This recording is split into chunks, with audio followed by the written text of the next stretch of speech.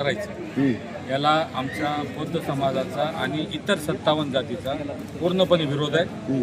त्या संदर्भात जे या महाराष्ट्रात जे सरकारचं चालू आहे की अवघड आरक्षण आम्ही लागू करणार आहे ते आम्ही होऊ देणार नाही। त्या संदर्भात आज या ठिकाणी गौतम नगर या ठिकाणी मोठी बैठक या ठिकाणी संपन्न झाली आणि आजच्या बैठकीत असं ठरलेलं आहे की येणाऱ्या 17 जूनला परभणी जिल्ह्यातील तमाम आंबेडकरी वाद्यांकडून एक मोठा महाआक्रोश मोर्चा छत्रपती आपल्या शनिवार बाजारापासून ते छत्रपती शिवाजी महाराज पुतळा आणि डॉक्टर बाबासाहेब आंबेडकर पर्यंत आम्ही काढणार आहोत आणि या आरक्षणाला आमचा विरोध करणार आहोत। एकंदरीत आपण पाहतो की सरकारची भूमिका संशयास्पद वाढते आणि एकीकडे मागासवर्गीय समाजातलं असणारं हक्काचं आरक्षण त्याच्यामध्ये सुद्धा ही दुही निर्माण होते, याबद्दल काय सांगा?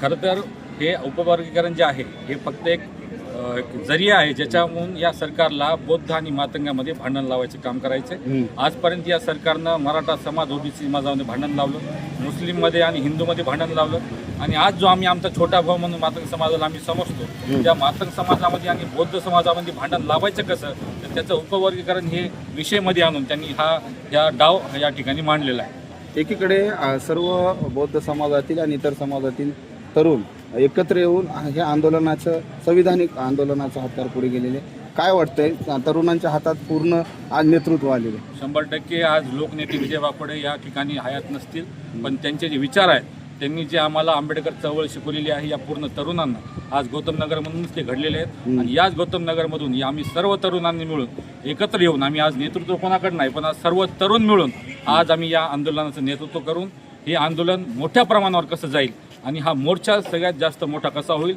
ज्या मोर्चामुळं आज या सरकारला जागा करण्याचं काम आम्हाला त्या ठिकाणी करायचे आणि उपवर्गीकरण जे या सरकारनं सुरू केलेला डाव आहे हा आम्हाला कुठल्याही परिस्थितीमध्ये थांबवायचं। काय आव्हान करायचं मला परभणीतल्या सर्व आंबेडकरी जनतेला संविधानप्रेमी जनतेला आव्हान करायचे की आपण आज मिटिंगमध्ये जरी आला नसताल तर येणाऱ्या 17 तारखेला 17 जूनला आपण शनिवार बाजारातून निघणाऱ्या महाआक्रोश मोर्चामध्ये पूर्ण ताकदीनं दुपारी सकाळी 11 वाजता सहभागी व्हावं आणि आंबेडकरी ताकद संविधानप्रेमींची ताकद या जातीवादी सरकारला दाखवून द्यावी।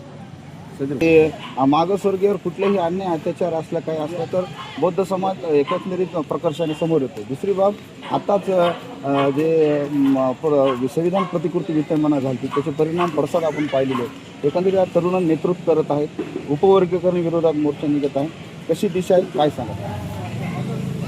मागणी आरक्षणाची आणि आरक्षणाच्या मागणीसाठी आरक्षणाचा लाभ घेण्यासाठी शिक्षण लागते। त्याच्यामुळं शिक्षणाच्या आणि सुशिक्षित असलेला आणि शिक्षित असलेला समाज तो निश्चितपणे बौद्ध समाज आहे। त्याचं कारण असं आहे की त्यांना